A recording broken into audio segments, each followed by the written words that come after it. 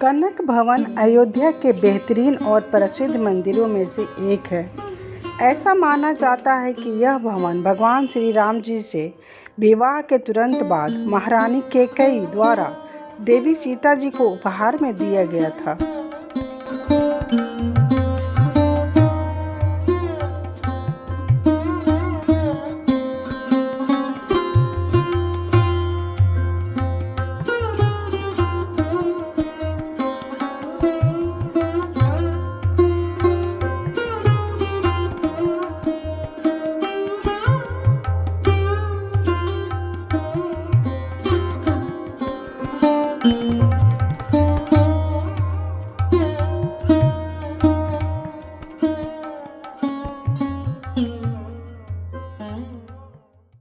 हम चल रहे हैं कनक भवन। आइए आप लोगों को कनक भवन का सुंदर नज़ारा दिखाते हैं।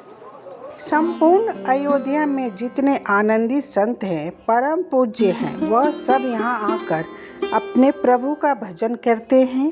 यहाँ भजन करने में प्रकृति का दूसरा आनंद प्राप्त होता है।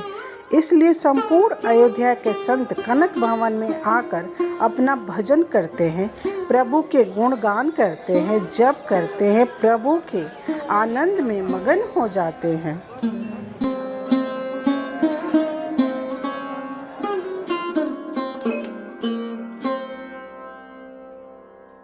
हम श्री मिथिला धाम से आए हुए हैं और श्री किशोरी जी हमारी मिथिला के बहन हैं। श्री राम जी पाहुन हुए और जिस समय श्री रामचंद्र जी मिथिला से विवाह करके श्री धाम अयोध्या आए तो अयोध्या में माता कैकेयी ने किशोरी जी को, श्री जानकी जी को ये सोने का मुंद्रिका दे दिए उनके मुंह दिखाई में, और संग में जो राम जी थे तो उनको ये भवन दे दिए। इसलिए करके इस भवन के नाम कनक भवन पड़ गए।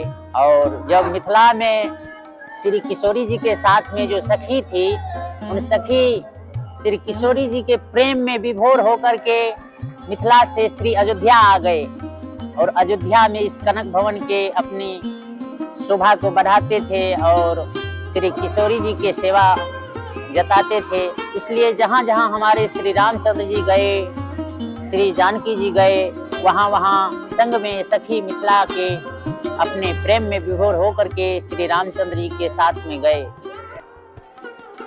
ये हमारे सामने श्री रामचंद्र जी के चरण हैं। श्री रामचंद्र जी के चरणों में कोटि देवी देवताओं के वास हैं। संग ब्रह्म उनके चरणों में वास हैं। श्री जानकी भी उनके चरणों में हैं। ये हमारे कई वर्षों पुरानी सनातनी संस्कृति से आ रहे हैं। यहाँ पर इस समय कोई अलग तरह के अद्भुत चीज़ दिखाई देते हैं। संग भगवान यहाँ आते हैं हर समय।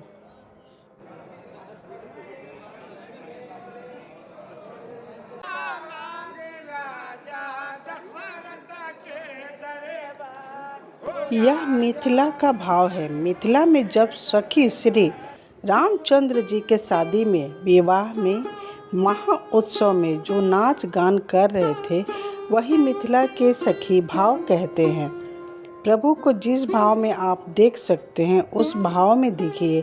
कोई पाहुन के भाव में देखते थे, कोई दामाद के, कोई जमाई के, कोई ब्रह्म के भाव में, कोई भगवान के, कोई बहनोई के भाव में देखते थे। और सखी जब प्रभु से तरह तरह का मजाक करते थे, वही सखी कनक भवन में अपना प्रेम जता रहे हैं उसी भाव से।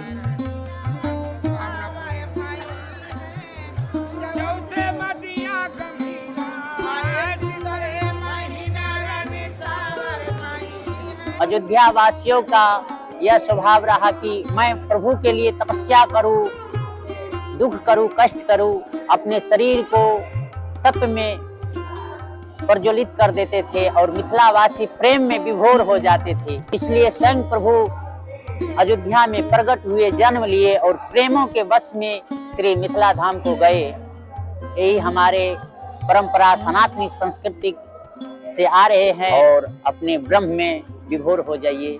जय सिया राम, श्री सीताराम।